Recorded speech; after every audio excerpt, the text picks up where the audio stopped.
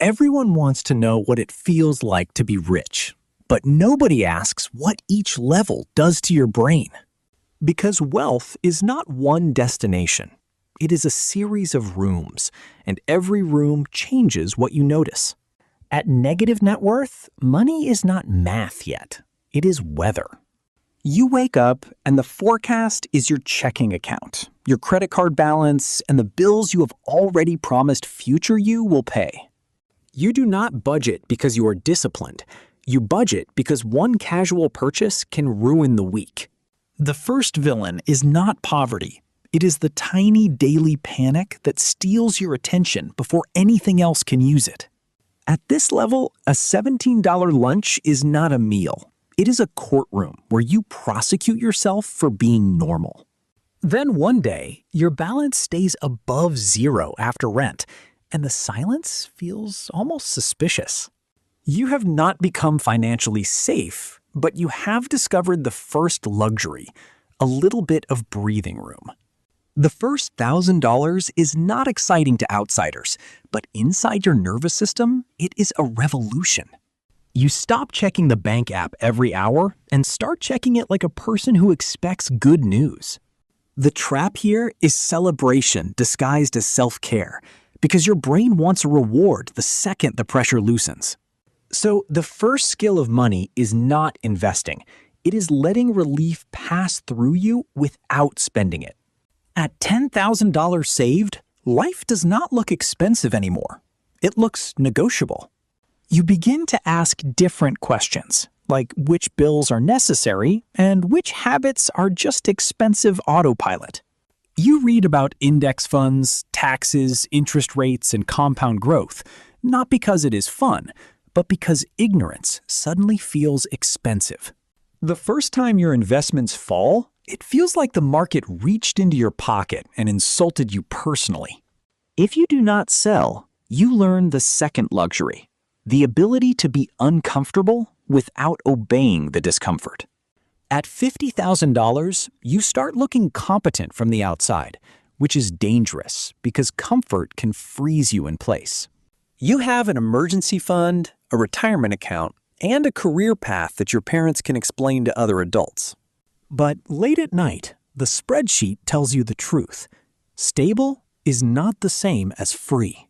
The salary is useful, but it has a ceiling. And once you see that ceiling, every raise feels smaller. This is where the builder in you either wakes up or goes back to sleep. You start a project after work, and at first it pays less than your phone bill. Then it pays for groceries, then rent, then 1 month it beats your paycheck and embarrasses your old assumptions. The money is nice, but the real shock is discovering that income can be designed instead of assigned. At $100,000 net worth, you are not rich, but you are no longer only playing defense. Your decisions become less about surviving the month and more about buying future choices. You say no to vacations that would look good online and yes to boring things that quietly multiply. Some people will call that cheap because they cannot see the invisible asset you are protecting. At $250,000, you learn that focus is more valuable than hustle. You stop chasing every idea and start feeding the few machines that already work. The business gets systems, the portfolio gets rules, and your calendar gets treated like a bank account. You also discover that progress creates friction because not everyone likes the version of you with boundaries. At $500,000, assets begin to feel alive. They create problems, cash flow, taxes, and options while you sleep. A loss no longer feels like proof you are stupid. It feels like tuition for staying in the game. The goal shifts from avoiding risk to choosing risks that pay you enough for the stress.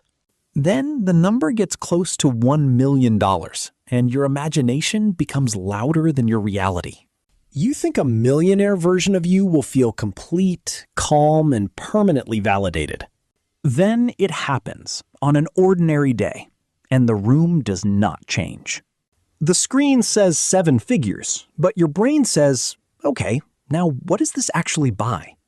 You realize $1 million is not an ending. It is evidence that your system can produce a result. That is the strange disappointment of the first million. It proves you can build, then immediately asks you to build better. At $2 million to $3 million, money becomes quieter. You are not rich because you can buy everything. You are rich because fewer things can interrupt you. You stop thinking in balances and start thinking in allocation, downside, liquidity, and time. The best purchase at this level is not a car or a watch. It is a week where nobody owns your attention. But freedom brings a new question. If nobody forces you to move, what are you actually moving toward? At $5 million, the game changes from earning money to placing money. Deals start arriving through people, not websites, and access becomes harder to measure than return. You learn that smart people can still sell you a bad deal with beautiful confidence. So your network becomes a filter, your reputation becomes collateral, and your silence becomes a negotiation tool. At $10 million, rooms respond to you before you speak. Not because you are magically wiser, but because your capital, contacts, and history now have gravity. People no longer pitch only opportunities. They pitch proximity to your credibility. This is where ego can get expensive, because attention starts wearing the costume of respect. The wealthy person who survives this level learns to ask one boring question. What am I missing? At $25 million, the distance between your decisions and other people's lives becomes harder to ignore. A restructure is a spreadsheet in one room and a family emergency in another. You can pretend those rooms are separate, but your conscience knows there is a hallway between them. This is the moral tax of scale. The bigger your reach, the easier it is to confuse abstraction with innocence. At $50 million, systems matter more than stamina. You cannot personally touch everything anymore, so your judgment has to live inside people, contracts, and incentives.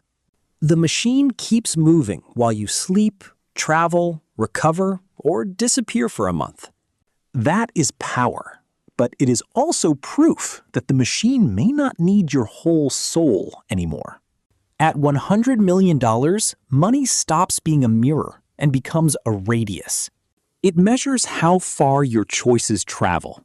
Companies, families, cities, policies, causes, and consequences. You think in cycles now, because daily noise is too small to deserve the steering wheel. One meeting can move more money than your younger self hoped to earn in a lifetime. And yet somewhere else, another person is staring at a bank balance that feels like a verdict. They think the story is about becoming rich, but the real story is becoming capable of carrying bigger consequences. The money compounds, but so do your habits, your standards, your distance, your options, and the person you become. So ask a better question than how much money would make me happy. Ask what level of life you are willing to build, and what version of yourself you are willing to become to hold it.